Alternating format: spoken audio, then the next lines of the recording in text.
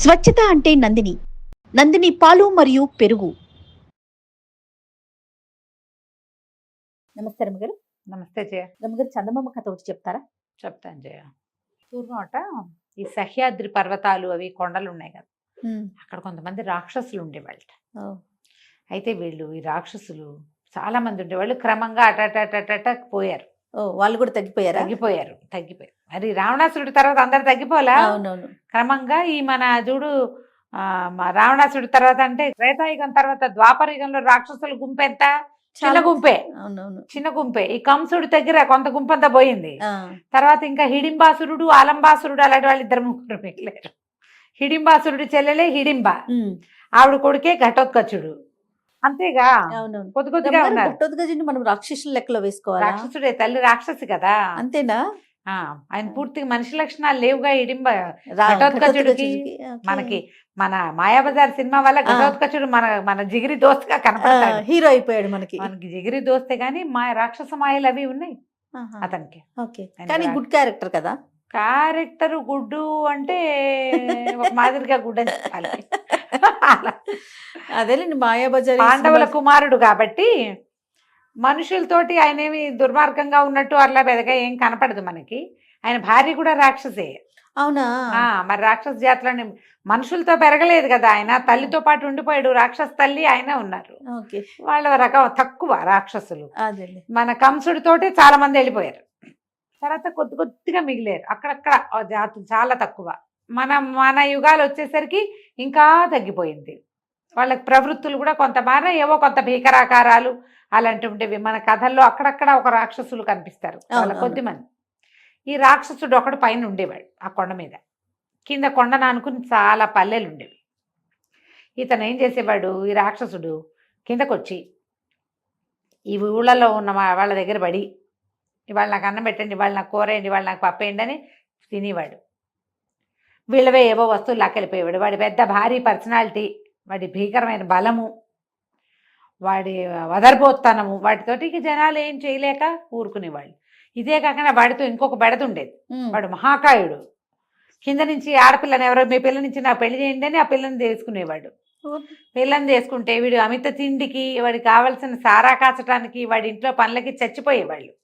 తొందరగా ఆడపిల్లలు చచ్చిపోయేవాళ్ళు, వాడి దగ్గర పని చేయలేక పోయేవాళ్ళు. మళ్ళీ ఊళ్ళోకి వచ్చి నాకు ఒక పిల్లని ఇవ్వండో అని వెతుకుని ఇవ్వాల్సిందేనని భయపెట్టి బెదిరించి భంగపడి ఎటగొట్ట ఒక పిల్లని లాక్కుపోయి పెళ్లి చేసుకునేవాడు. కొన్నాళ్ళు ఉండేది. తర్వాత మీ పిల్ల చచ్చిపోయింది అనేవాడు. మళ్ళీ ఇంకో పిల్ల కోసం వచ్చేవాడు. అయితే ఏమైందట, ఆ రాక్షసుడికి 24 మంది భార్యలు పోయారు. ఆయన ఖాళీగా ఉన్నాడు. ఇప్పుడు ఇంట్లో పనులు అవి చేసుకోలేకపోతున్నాడు, వంట వండుకోలేకపోతున్నాడు. ఆయనకి పొలాలు, తోటలు, దొడ్లు అవి ఇవి ఉంటాయి. కొన్ని పాలిచ్చేవి జంతువులు ఉంటాయి, మేకలు అవి. మరి మాంసాహారం కోసం వాటిని పోషించాలి. అవన్నీ తోలాలి, సర్దాలు, చెయ్యొద్దు పని. మరి ఎంత పని ఇది. రాక్షసుడికి ఆకారం ఉంది కానీ మాయలు గట్రా లేవు పాపం. సరే అందుకని ఊరి మీద పడ్డాడు. ఊరి మీద పడి కిందకు వచ్చేసరికి అలా కింద ఒక పొలంలో పనిచేస్తున్న ఒక బక రైతుని చూసి, నీకు ఎంతమందో పిల్లలు అని అడిగాడు. ఓ కూతురండి అని. అయితే మీ పిల్లని మాకిచ్చి పెళ్లి చేయి అనగానే హడిలిపోయాడు బక్క రైతు. అయ్యి బాబోయ్, మా పిల్ల ఎంత పిల్ల, వీడికిస్తే ఇంకేమైనా ఉందా, రేపు వస్తాను మీ ఇంటికి భోజనానికి అన్నాడు. ఏం చేస్తాడు, భోజనం అయితే ఏదో చచ్చి చెడి పెడతారు, పిల్లనివ్వమంటే ఈయన వాళ్ళ ఏడ్చుకుంటూ ఇంటికి వెళ్ళాడు. పిల్ల ఏదో పాలు పితుకుతోంది. ఒక గొడ్డు ఉంది, పాలగొడ్డు. వాళ్ళకి పాలు తీస్తూ, ఎందుకు నాన్న ఏడుస్తున్నామంటే, ఏం చేయనే, రాక్షసుడు వచ్చాడు, వాడికి నేనే కనపడ్డాను నా కర్మానికి, నిన్నిచ్చి పెళ్లి చేయమంటున్నాడు, నువ్వు చచ్చిపోయినట్టే, నీకేం లాభం లేదు అని ఏడిస్తే ఆ మల్లిక ఆ పిల్ల పేరు. అది మహా తెలివైంది. పెళ్ళిడు వచ్చి 4-5 సంవత్సరాలు అయింది పిల్లకి. పిల్ల ఈడేరి 4-5 ఏళ్ళు ఏంటంటే ఓ 18 ఏళ్ళు 19 ఏళ్ళ పిల్ల అనుకో. అది గట్టిది, మహా తెలివైంది, పనిమంతురాలు. నాన్న అనవసరంగా ఏడవబాక నాన్న, ఒక ప్లాన్ చెప్తా, నేనే మాటలు మాట్లాడతానో అవే మాట్లాడాలి, నేను చెప్పిన పని చేస్తావా. తండ్రి పిల్ల తెలివితేటల మీద చాలా నమ్మకం ఆయనకి. అంతకుముందు గొడ్డు గోదా కూడా లేదు. ఇప్పుడు పాలగొడ్డు ఉంది, ఒక 60 మేకలు ఉన్నాయి వాళ్ళకి, ఓ 25-30 కోళ్ళు ఉన్నాయి. అన్నిటి గుడ్లు పెడితే చక్కగా పావలా దాచిపెడుతుంది. అది పెద్ద మగైన పిల్ల. సరేనన్నాడు. అయితే చెప్పిన ప్రకారం సరే ఏం చేశారు, ఈయన పోయి వంట కుందేళ్ళు, వంట వండుకునేందుకు బలిసిన కుందేళ్ళని కొనుక్కొచ్చాడు. బోళ్ళు ఖర్చు పెట్టాడు బాగా. కుందేళ్ళు పిల్ల చక్కగా కుందేళ్ళని బ్రహ్మాండంగా మసాలా గిసాలా దట్టించి ఇగురు చేసింది. పెద్ద అండా నిండా కూర చేసింది. అక్కడి నుంచి మంచి రుచికరమైన సారా ఒకటి కొనుక్కొచ్చారు పళ్ళతోటి. ఓ పేపాడది. చుట్టుపక్కల అందరిళ్ళకి వెళ్ళి వాళ్ళు నేసిన బట్టలు, వాళ్ళు బట్టలు నేసేవాళ్ళు, నేసిన బట్టలన్నీ పట్టుకొచ్చి మళ్ళా రేపు సాయంత్రం ఇచ్చేస్తా, 2 రోజుల్లో ఇస్తాను అని చెప్పి వాళ్ళు నేసిన బట్టలన్నీ పట్టుకొచ్చి ఇంట్లో పెట్టింది. మర్నాడు మధ్యాహ్నం అయ్యేసరికల్లా రాక్షసుడు ధనామని శబ్దం చేసుకుంటూ భోజనానికి వచ్చాడు. పిల్లని చూశాడు. పిల్ల ఎత్తరిగా బాగానే ఉంది, పనిమంతురాలే ఉంది, ఇల్లు వాకిలి శుభ్రంగా ఉన్నాయి, కూర్చోండి భోజనం చేద్దురు కానీ అన్నది. ఆయన కూర్చున్నాడు. కూర్చుంటే పెద్ద అండా నిండా కూర పెట్టింది. అక్కడ కూర చూశాడు. పక్కనక సారా పీప ఉంది, బట్టలన్నీ పేర్చున్నాయి. ఆ పిల్ల ఎట్లా పెట్టిందంటే భోజనాలు చేసే గదిలో ఓ పక్కంతా లైన్గా బట్టలు పేర్చి పెట్టింది, ఎత్తుగా ఒకదాని మీద ఒకటి. నేసిన బట్టలు ఏం చేస్తారు, ఇట్లా ఇట్లా మూర కొలతలతోటి మడుస్తారా, అవి ఇంత ఎత్తు వస్తాయి కదా, అట్లాంటి ఒక్కొక్కటి 10 చొప్పున 10 14 10 పెట్టింది. అన్నీ మంచి మంచి బట్టలు రంగులవి. సరే భోజనాన్ని కూర్చుని కూర ఒకటి ముక్క నోట్లో వేసుకుని, ఈ కూరకి మీకు చాలా ఖర్చు అయి ఉండాలి, నేను తిండి పుష్టి గలవాడిని, కొంచెం నాకు తిండి జాస్తే పుష్టి అయిన వాడిని, కూర కూడా మంచి రుచిగా ఉందంటే, ఏం ఖర్చులేండి, అంత పెద్ద ఖర్చు ఏం కాదు, ఎలకలు లేవు అన్నది. అనగానే ఇంకో ముక్క నోటు వేసుకుని, ఏమిటిది ఎలకలతోటి ఉండేవా అన్నాడు. అవునండి, ఈ దొడ్డంతా ఎలకలుంటే ఏముంది, ఓ 25 పట్టేమంటే కూర, ఏం ఖర్చు, దీని పెద్ద ఖర్చు ఏం లేదు, అంతగా తక్కువైంది అనుకోండి ఓ చారటి శనగపిండి వేస్తాం అంతేగా అన్నది. ఇంకో 2-3 ముక్కలు తీసి నోట్లో వేసుకున్నట్టు, శనగపిండి వేసినట్టు లేదు, మృదువుగా ఉంది కూర, ఎంత బాగుందో, ఎలుకలతోటే ఇంత రుచి అయిన కూర, భలే బాగా ఉండేవే అన్నాడు. అక్కడి నుంచి ఏం చేశాడు, ఆ సారా పీప ఊహించద్దు నువ్వు, ఆ రుచిని ఊహించద్దు. అక్కడి నుంచి ఆ సారా పీప ఎంత పెట్టింది, ఇంత పీప ఒకటి పెట్టింది, ఒక 10 లీటర్లది. అందులోంచి ఒక లోటాడు సారా తీసుకుని అటు నోట్లో పోసుకుని, ఆహాహా చాలా బాగుంది, ఈ సారాకైనా మీకు చాలా ఖర్చు అయ్యి ఉండాలన్నాడు. అనేసరికి ఈయన అన్నాడు, పిల్ల తండ్రి మల్లిక వాళ్ళ నాన్న, ఖర్చుదేముందండి, సారాకేమవుతుంది, కుళ్ళిన పళ్ళన్నీ కుళ్ళితే వాటిని సారాగా చేస్తాం. ఏమిటి, కుళ్ళిన పళ్ళతో ఇంత రుచికరమైన సారా వస్తుంది, సారాలు ఎలా వస్తాయి, మంచి ద్రాక్షాసవము, అవి ఫ్రెష్ పండుతోటి అద్భుతమైన రుచి వస్తుంది, లేకపోతే ఏదో కుళ్ళు మళ్ళు వాసన వస్తూ ఉంటుంది, మత్తు కావటం కోసం తాగుతారు కానీ రుచి కాదు అందులో ప్రాధాన్యం. టేస్టీగా ఉండాలంటే ఫ్రెష్ ఫ్రూట్ తోటే చెయ్యాలి. ఇంకో 2 లోటాలు తాగి, ఆహాహా ఎంత బాగుంది, కుళ్ళిన పళ్ళతోటేనా అన్నాడు. అన్నాక అటు ఇటు చూసి, నీకు ఇంకేమైనా పనులు వచ్చా అంటే, నేస్తానండి, ఇదిగో ఈ వారం అంతా నేసాను, ఇంకా వెళ్ళాలి మార్కెట్కి అంది. తీరా చూస్తే వాడి కళ్ళు పట్టల, ఇక్కడి నుంచి అక్కడి దాకా ఉన్నాయి మొత్తం బట్టలు. దీని దుంపదేగా, పిల్ల ఎంత తెలివిగా ఉంది, ఎలుకలతో ఇంత రుచికరమైన కూరండిది, కుళ్ళిన పళ్ళతోటి సారా చేసేసింది, వారానికి ఇన్ని బట్టలు నేసేసింది. అమ్మ బాబాయ్ అనుకుని, అన్నిట్లోనే నీకు అన్నీ వచ్చు, ఎంతమందో పిల్లల్ని పెళ్లి చేసుకున్నాను, ఒక తెలివి తక్కువ దానికి ఇలాంటి పనులు రాలేదు, అయ్య బాబోయ్ ఎంత బాగుందో పని, చాలా బాగుంది అన్నాడు. అనేసి సరే బయటకు వచ్చాడు. బయటకు వచ్చి, మీ పిల్లని పెళ్లి చేసుకుంటాను నేను, ఏమిస్తావు నాకు అని అడిగాడు.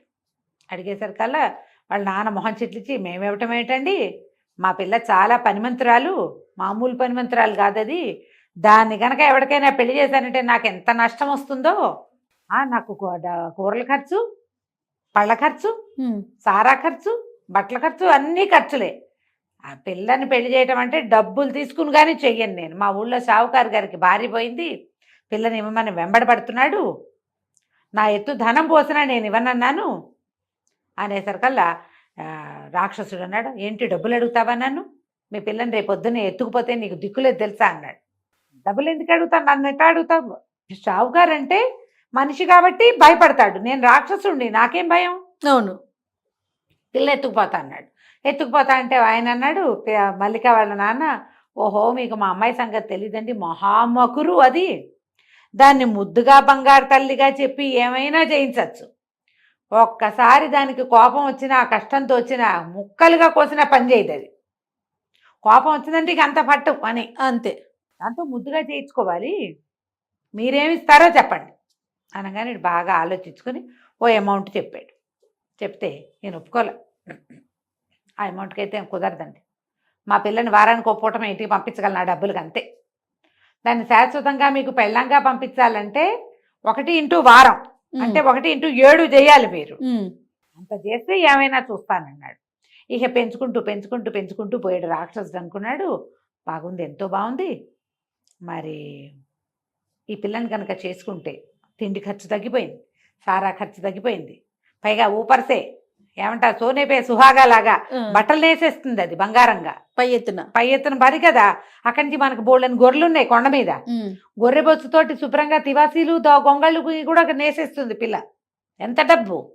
అవన్నీ ఆలోచించుకుని బోల్డ్ డబ్బులు వస్తాయని సరేనని మొత్తానికి పెద్ద అమౌంట్ చెప్పాడు. చెప్పేసరికల్లా ఈయన అన్నాడు, అలాగేనండి, మీరు ఇంటికి వెళ్ళిపోండి, ఈ పూట రేపు మొత్తం డబ్బులన్నీ తెచ్చిచ్చి మరి మా పిల్లని నిశ్చార్థం పెట్టుకోండి అని చెప్పాడు. మర్నాడు రాక్షసుడు సరేనని పెద్ద మోటాడు డబ్బులు పుచ్చుకొచ్చి ఇదిగో అమ్మాయి, నేను కుదుర్చుకుంటాను పెళ్ళికి అన్నాడు. అనేసరికల్లా అని ఇదిగో మీ నాన్నకి ఇవి ఇస్తున్నాను అన్నాడు. మా నాన్న సంగతి సరే, మరి నా సంగతో అంది మల్లిక. నీ సంగతి ఏమిటి అన్నాడు. నాకు కావలసినట్టుగా నన్ను పెళ్లి చేసుకునేవాడు చక్కటి ఇల్లు ఒకటి కట్టి పెట్టాలి నాకు. నేను చెప్తా నాకు ఎట్లా కావాలో, ఏ గదిలో ఏముండాలో ఇల్లు. తర్వాత నాకు మెత్తటి పక్క కావాలి. ఓహో, ఈ పక్క ఎప్పుడు ఎలా కుదురుతుంది? ఒక ప్రత్యేకమైన వస్తువుతోటి పరుపు కుట్టాలి. ఆ పక్క మీద పడుకుంటే నేను సుఖంగా పడుకున్నానా ఎంత పనైనా చేస్తా. ఇప్పుడు చేసే పనికి 100 రెట్లు చేసేస్తా. హాయిగా పడుకోవాలంటే నాకు మెత్తని పరుపు, అద్భుతమైన పరుపు కావాలి.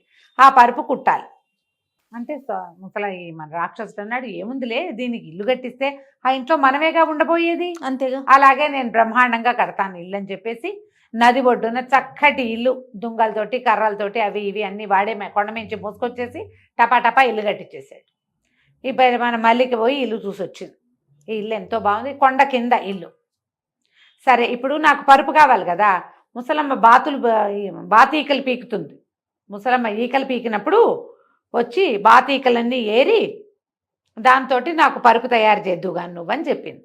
ఈ బాతు ఈకలు పీకడం అంటే ఏమిటి? ఈ ముసలమ్మ ఎవరు? వీళ్ళకి సీజన్లో మంచు పడుతుంది. అప్పుడు వీళ్ళు ఏమనుకుంటారంటే చంద్రుడిలో ఉన్న ముసలమ్మ బాతీకలు పీకుతుంది, పీకి విసిరేస్తుందిట. అవన్నీ ఇట్లా పింజలుగా కింద రాలుతాయి. మంచుని బాతీకలు అంటారు.